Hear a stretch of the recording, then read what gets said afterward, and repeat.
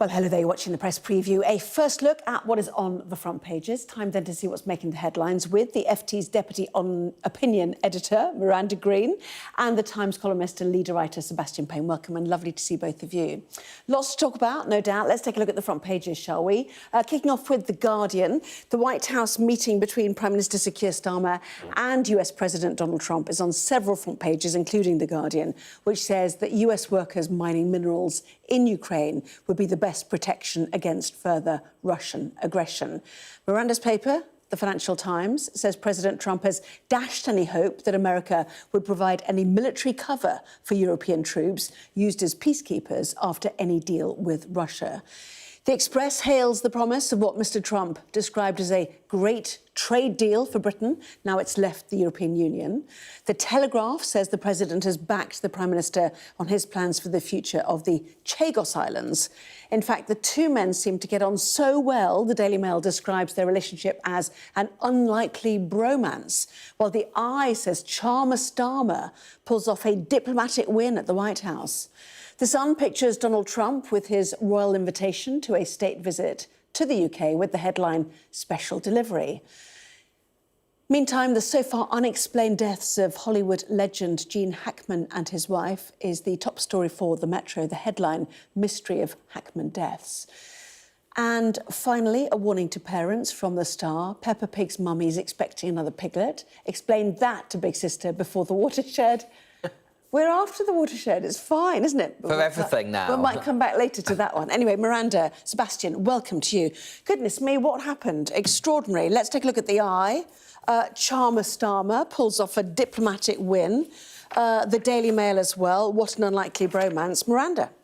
Well, I think the whole of the UK was quite tense about how today was going to go. I know I was. And when the Prime Minister finally arrived at the White House and they were both sitting in those famous chairs, and there seemed to be this chemistry between them, and it seemed to be going quite warmly. There was lots of touchy-feely stuff. And then Keir Starmer did this extremely stagey move of bringing out the letter from King Charles inviting President Trump for this historic second state visit.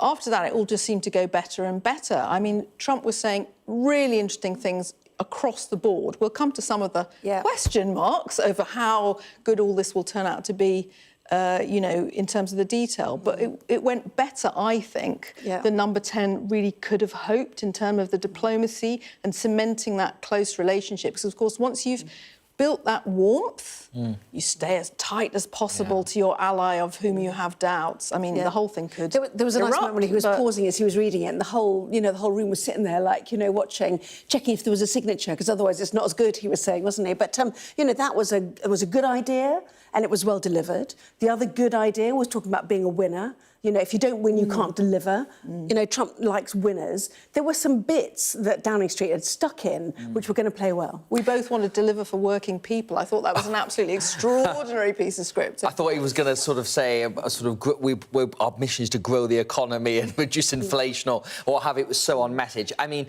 Miranda and I have seen so many of these moments of prime ministers going to see presidents, and the chemistry and the mood music is so important. I think this is the closest I've ever seen to one of the real-life kind of Love Actually moments of when the US president meets the UK prime minister, and they don't quite have the whole Hugh Grant standing up to him, but they have this bromantic feel towards them. And I think for Keir Starmer, this is probably one of his best days as prime minister so far, because... I mean, to be fair, it bolsters his own reputation. Yeah, but to be fair, this was the Trump show. He barely got a word in edgeways at this point. But I think, look, before we get on to all that, I think the key thing to note here is that working with Donald Trump is a very, you know, chaotic thing as well. It's not something you can really stage. He's very mercurial. I mean, this was by the sense that, you know, he was asked a question in the press conference about calling President Zelensky a dictator, and he managed to convince himself he had not actually said that, despite the fact he did tweet it out. And I think Keir Starmer does deserve a lot of credit for going into literally the lion's den of the Oval Office with Donald Trump,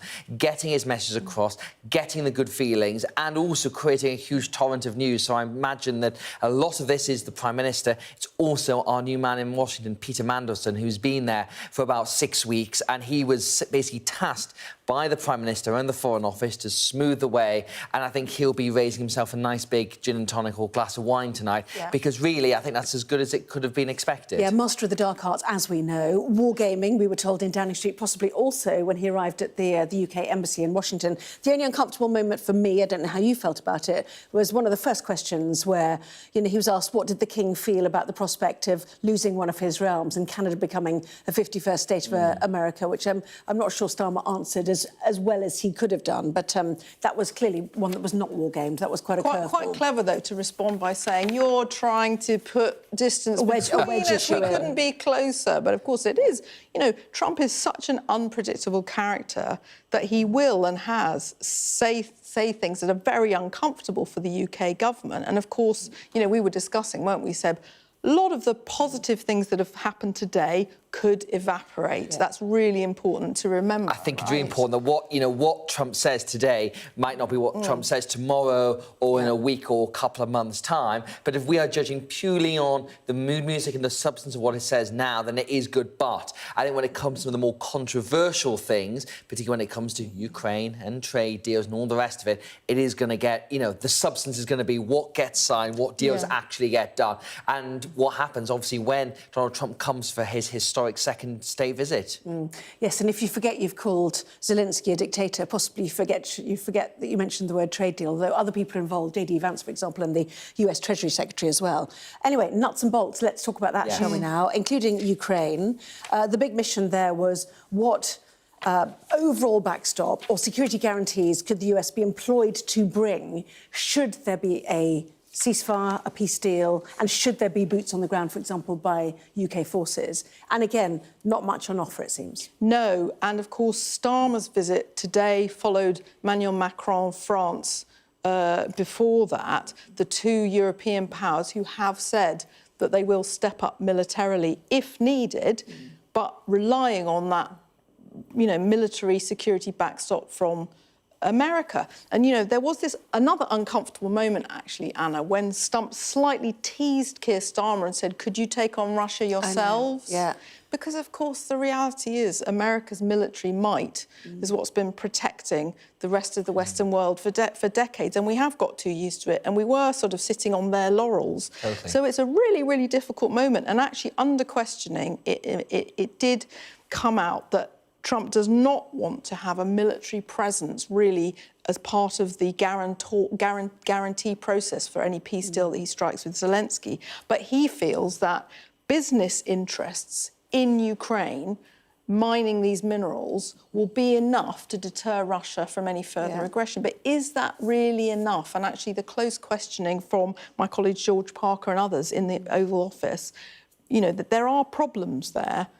Potentially, Seb. I don't know what you think about that. Well, I think this is, you know, when we now get into the substance of this is the trickiest part of the substance from today by far, because the UK has always wanted Ukraine to join NATO, and I think Keir Starmer and David Lammy have both said that the path is set for that. Donald Trump said, again, there is no chance that Ukraine will be allowed to join NATO, so that's a sticking point. The other sticking point are these security guarantees, because the fact is, what the UK needs from America is air protection, whether you've got... And surveillance as well. And surveillance and air protection and intelligence sharing as well. But the air protection is the key one, because if you've got a peacekeeping force of French and Ukraine troops on the French and British troops on the Ukraine border, you've got to have that backup support. So if there are incursions, there are consequences for it. But so far, Donald Trump is shying away from that. Now, why is he doing that? Because he won the election on his America First platform by promising to end the wars, to stop the military spend. It all goes down very well with his base. So it could well be, when it comes to the nitty-gritty of this, there is some kind of US backstop to all this. I don't buy this idea whatsoever that an economic settlement is going to provide guarantees, because this minerals deal where Trump is trying to, quote, get back some of the money from Ukraine, just because there's US workers in Ukraine, doesn't mean Putin won't try and challenge the border. It doesn't mean he won't try to undermine Ukraine. Yeah. Your paper as well, this, so the FT does strike quite a sceptical note on this, you know, with a headline about Trump dashing hopes over US cover, because this is absolutely key. I think, though, there is a question mark over whether American companies could be persuaded to go in, you know, for this mining if there is not security protection. So does a business involvement on the ground in Ukraine sort of by necessity evolve into some security presence? That's what I think. Up to a point, perhaps, and he did say Ukraine has lost a lot of shoreline. And we'll try to get back as much land as we can, which was some comfort to Zelensky, who's heading there. A little bit of comfort. Well, a little bit of comfort. No, well, I mean, the battle to regain some land, you know, it seemed to all be, you know, the line in the sand now is what the ceasefire deal will be. But, you know, obviously lots of coverage tomorrow when Zelensky himself goes. In the meantime, the other thing on the agenda was let's try not to get tariffs. You know, the EU looks like it's going to be clobbered. Yeah. In the end, the possibility was thrown in of a trade deal, which might make the necessity of tariffs irrelevant. Fascinating. So, as we report on our front page tomorrow, this is one of the most crucial things that came out and the big win for Keir Starmer, because Trump has put 25% tariffs on Mexico and Canada, and said he's going to do the same with the EU, again, with the caveat at the beginning, what Trump says and what Trump does. Is it a negotiating tactic? Will he actually do it? But the warmest words came where he said, you know, he praised Keir Starmer for being a very hard negotiator, again, shows the way he likes to do business, and referenced the fact that he's got business interests. He's got his golf courses in Scotland, and suggested the UK might escape tariffs. Now, if that does happen, and if there is a trade deal, then that is a big win for Keir Starmer. But it is ironic that the Prime Minister, who obviously was very associated with the Remain cause and second referendum, could end up cementing Brexit for a generation by creating a free trade deal with Europe. And I do wonder what a lot of Labour MPs will think about that. With the same old caveat, a trade deal is very, very hard to do. Same in the Daily Express, just quickly as well. And also he talks about the fact that we're number 1 and 2 in the world on things like our universities and our golf courses. Anyway, you reminded me of that. So very, very quickly, yes. And talking up the AI angle as well, which of course is the same approach, something where the UK can now take a different approach to the EU. Again, the irony. I mean, this was potentially a really historic day for this country, as well as, you know, for the military reasons, for the future of Europe and the future of the Western Alliance. Very, very interesting and exciting stuff. Yeah, it was, indeed. Lots more stuff to come as well, including a story relevant to the United States as well. In fact, why are the controversial Tate brothers being allowed back into the US despite being under investigation for alleged human trafficking? Discussing that and more after the break.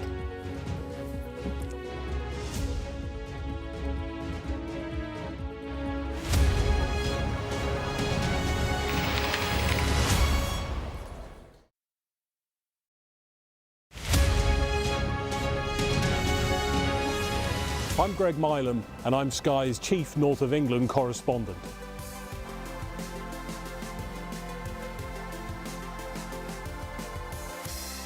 We aim to be the best and most trusted place for news.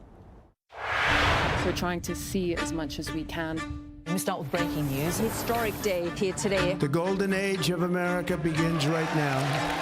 A long-awaited ceasefire is now underway. First question, Sky News. This is a huge moment. It's incredible. Now to California. Do you owe citizens an apology? Have you nothing to say? Jane Secker, Sky News. Would you like to respond to us now? Beth Rigby, Sky News. In principle, would you agree to do that? Criticism of you is banned. How is this a fair election? The cameras are poised, waiting to see what the president might do next. Thank you.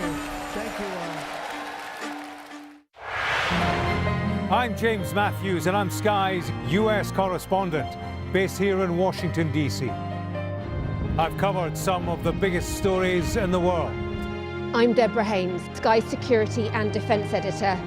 I've covered Russia's full-scale war since it began, witnessing the terror and the trauma. I'm Stephen Murphy, and I'm Sky's Ireland correspondent, based here in Dublin. Sky News, get the full story first. I'm Martha Kellner, and I'm Sky's US correspondent, based here in Los Angeles. Getting the chance to tell people's stories, it's a privilege. I'm Adam Parsons, Sky's Europe correspondent, based here in Brussels. I'm Dan Whitehead, Sky News' West of England and Wales correspondent. Sky News, get the full story first, free, wherever you get your news. There's always more to the news than a headline.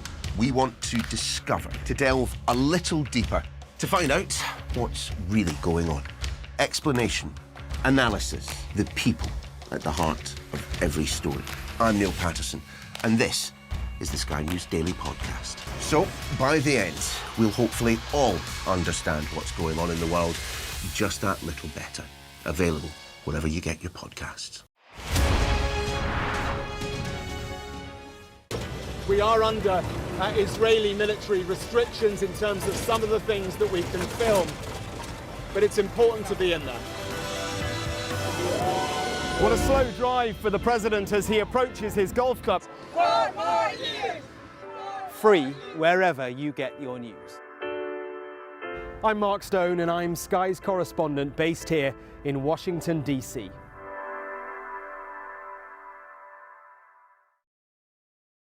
We're rolling. Welcome to the world. Our new podcast, starting now. It's very exciting. Every week, we'll be reporting from the world's trouble spots. We get to hold those in positions of power accountable, and we get to ask the questions that the audience, the listeners, want to know about. And that's why it is so important that people tune in, come along for the road, come along for the journey. It'll be fun. Yeah. Welcome back. You are watching the press preview even. I should know the name of the programme by now. Joining me once again is Miranda and Sebastian. Welcome back to both of you. Let us go to the front page of the Financial Times. I know it's your paper. Do you mind if I start with Sebastian? Be my guest. This is the Tate brothers who've left Romania despite allegations of human trafficking and rape in a private jet landing at Fort Lauderdale in Florida. And people are sitting there going, why? I mean, this is a truly disgraceful story. Andrew Tate is one of the most vile people online at the moment who has been responsible for awful misogyny and stirring up hatred. And he's been under investigation for people trafficking. And for whatever reason, the kind of bro online culture that encourages this kind of misogynistic approach has seen him go to America. He's landed in Fort Lauderdale in Florida, which is it's not that far away from Mar-a-Lago, where kind of the centre of Trump universe is here. The only explanation that I've come across that makes any sense whatsoever is the fact that this is also with Tucker Carlson, who is the former Fox News anchor, who's very tapped into that online right world that's linked to Donald Trump. And they see this as a freedom of speech issue, just as they do with Tommy Robinson, the thug who is in prison here, again, for contempt of court. So there is this section of the American right that tries to make everything about freedom of speech and everything about saying whatever you want online, no matter the consequences, where the reality is that Andrew Tate and his brother are under investigation for horrific crimes. And you can see there's a quote here from some of the victims who are in disbelief and feel traumatised the news. The Romanian authorities have given press from President Trump to allow Andrew Tate to travel to the US. But I think we haven't heard the last of this. And I can imagine we'll be hearing from the Tate brothers soon. But it is really a pretty dark moment. I think there needs to be some clarity from America about why this has happened. I mean, it's supposed to be temporary, isn't it? The Romanian authorities allowed the brothers to leave on condition they return next month to report to a local police station. Will that happen is the question. With Andrew Tate suggesting at the airport, we have yet to be convicted of any crimes in our lives ever. My brother and I are largely misunderstood. But, clearly, Trump was asked about it. Starmer said, as far as I'm concerned, human trafficking is a security issue, and we will chat about it over lunch. We didn't get further about those discussions, but, just quickly, your thoughts on that. I think this is actually very difficult for Starmer, partly because the Tate brothers face allegations and court cases in several different jurisdictions here in the UK, in Romania, but also there's talk of a Europe-wide warrant. Once you start talking to the Trump White House about concepts like a European arrest warrant, you're going to be into very difficult territory. We know extradition doesn't work well both ways, does it? And that's the sort of supranational deal that this White House does not like. And I think it could be a confrontation between the kind of culture war side of Trumpism and us. Yeah, no, very interesting. In the meantime, Gene Hackman, extraordinary actor, and his wife and one of their dogs, and I mention that because it could be part of the investigation, found dead in unusual circumstances, it now seems.